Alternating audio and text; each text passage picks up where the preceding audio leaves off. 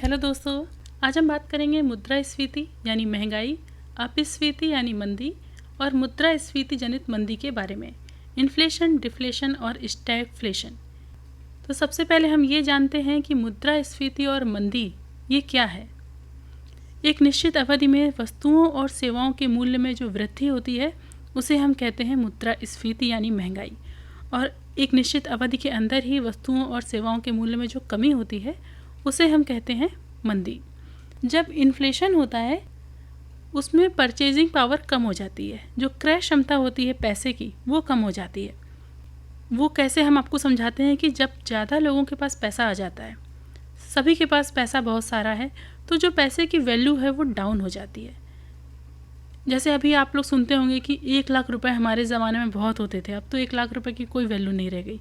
क्योंकि इसलिए वैल्यू नहीं क्योंकि सबके पास पैसा है। एक एग्जाम्पल देखिए, इसको समझते हैं। मान लीजिए एक समोसा है जो आज के कुछ साल पहले 5 रुपये का आता था।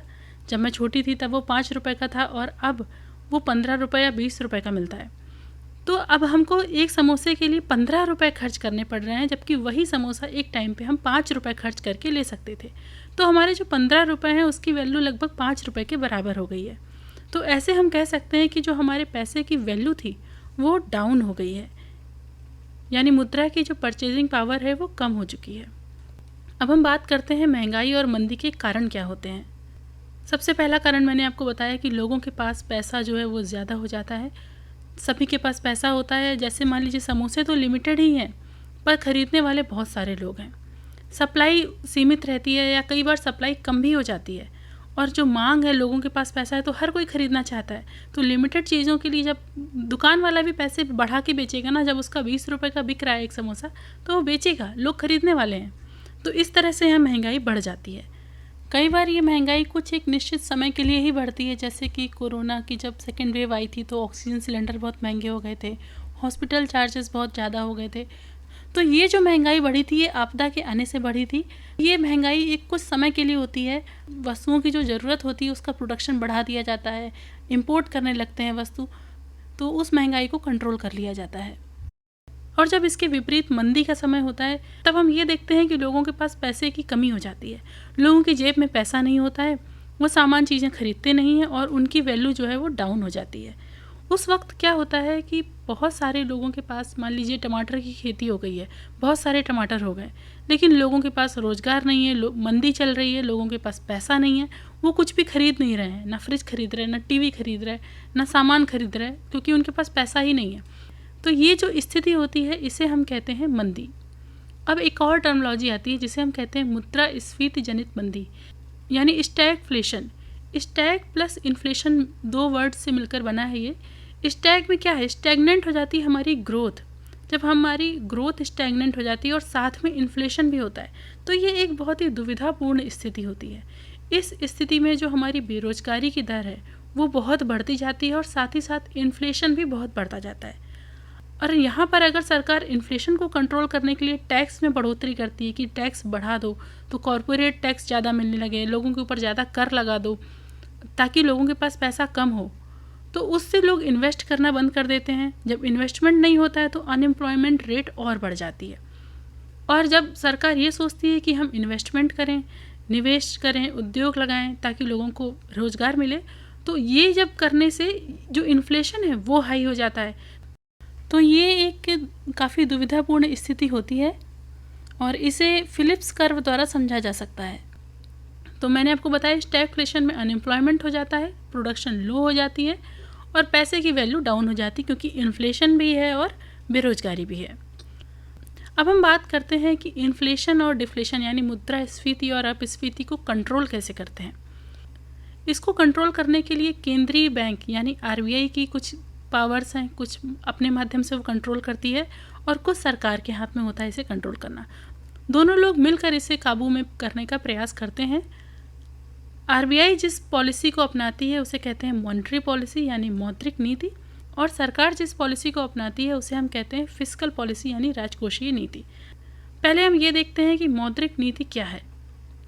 गवर्नमेंट ऑफ इंडिया ने आरबीआई से कहा है कि आपको जो इन्फ्लेशन रेट है वो 4% के आसपास रखनी है। आप इसमें +-2 हो सकता है, लाइक मैक्सिमम 6 हो सकती है और मिनिमम 2% हो सकता है।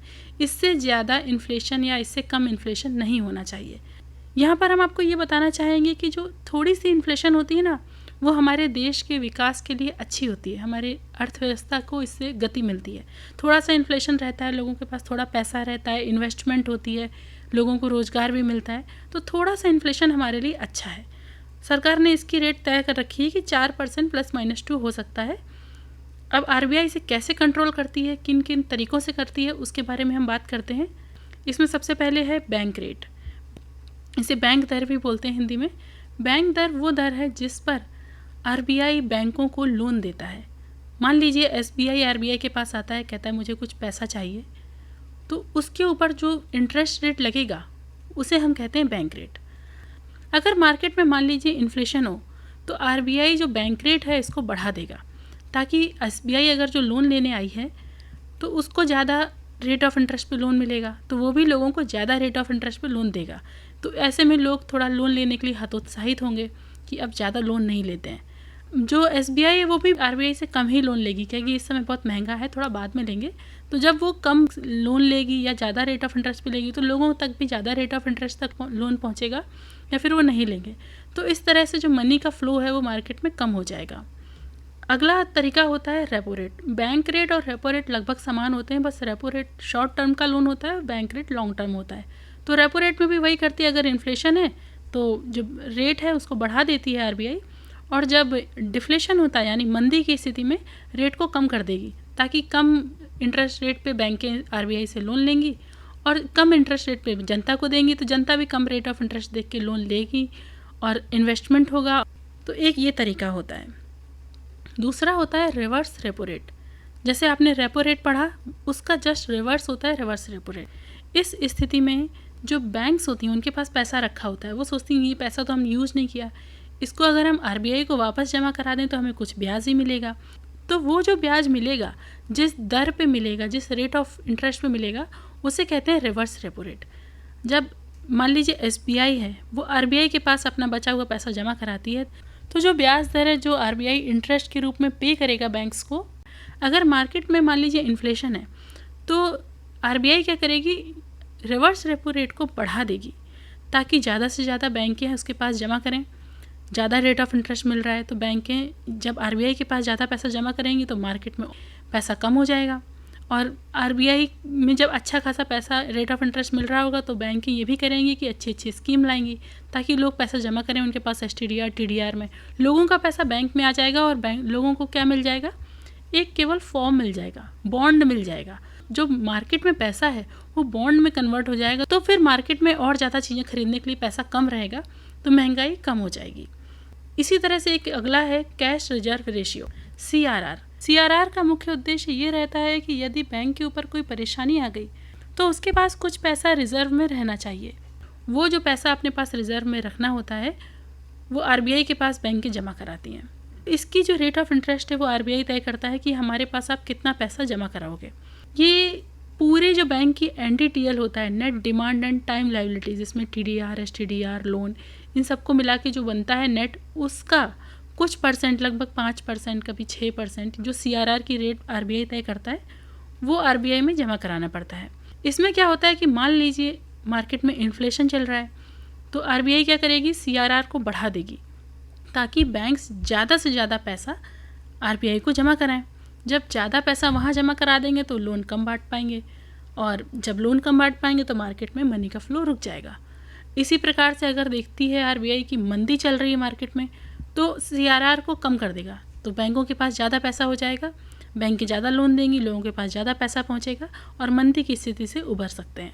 तो जब आरबीआई CRR को बढ़ा देती है तो उसे हम कहते हैं टाइट मॉनेटरी पॉलिसी, तंग मौद्रिक नीति, और जब CRR को कम कर देती है तो उसे उदार मौद्रिक नीति या लिबरल मॉनेटरी पॉलिसी या डियर मॉनेटरी पॉलिसी कहते हैं। अब हम अगला देखते हैं SLR, स्टैट्यूटरी लिक्विडिटी रेशियो, सांविधिक तरलता अनुपात। इसका मतलब ये होता है, जैसे CRR है, CRR में एक तय है कि आपको कैश के फॉर्म में रखना होता है पैसा आरबीआई के पास। SLR को बैंकें अपने पास मेंटेन करती हैं, पर ज़रूरी नहीं है कैश हो, लिक्विड फॉर्म होना चाहिए, मतलब गोल्ड में रख सकते हैं बॉन्ड में रख सकते हैं और कैश में भी रख सकते हैं। तो आप किसी भी फॉर्म में पैसा रखिए और ये लगभग 24% 25% ऐसा रहता है। ये भी आरबीआई तय करती है। इन्फ्लेशन होता है तो बढ़ा देती है एसएलआर, ताकि बैंकें अपने पास ज़्यादा मेंटेन करें। ज़्यादा मेंटेन करेंगी, लोगों के पास पैसा नहीं पहुंचेगा। मंदी की स्थिति होती है तो इसे आरबीआई कम कर देती है, लोगों के पास ज़्यादा पैसा पहुंचेगा, तो मार्केट में मंदी की स्थिति से निपटा जा सकता है। अब हम बात करते हैं सरकार कैसी पॉलिसी अपनाती है। ये तो हमने बात की आरबीआई कैसे अपना काम करती है। सरकार की जो नीति है उसे फिस्कल पॉलिसी कहते हैं, यानी राजकोषीय नीति। सरकार की कुछ राजकोषीय नीति होती हैं, जैसे विस्तारवादी, प्रतिबंधित, तटस्थ और उपकरण राजकोषीय नीति। सरकार इन्फ्लेशन और डिफ्लेशन को काबू में करने के लिए ओपन मार्केट ऑपरेशंस चलाती है। इसके तहत जो मार्केट में पैसा है, मान लीजिए इन्फ्लेशन है, तो जो लिक्विडिटी है, पैसा है, उसको बॉन्ड्स में कन्वर्ट कर देना ही इन्फ्लेशन को रोकना हो जाता है। तो सरकार क्या करती है, उस समय विकास पत्र ले आती है। कभी पोस्ट ऑफिस की कुछ ऐसी स्कीम ले आती है कि जब आप 40 साल के होंगे तो आपको इतना पैसा मिलेगा, या कुछ और स्कीम लाती है। तो उसमें जब लोग अपना पैसा सरकार की स्कीमों में लगाते हैं, सरकार के बॉन्ड्स खरीदते हैं, तो वहाँ पर अपने आप इस लोगों के पास पैसा कम हो जाता है, उनके हाथ में एक बॉन्ड आ जाता है। लिक्विडिटी कम होते ही इन्फ्लेशन कम हो जाता है। तो वहीं पर जब मंदी की स्थिति होती है, तब इन बॉन्ड्स को अगर जनता ने खरीद रखे हैं तो सरकार कहती है आप हमें वापस कर दो, आप हमें बेच दो।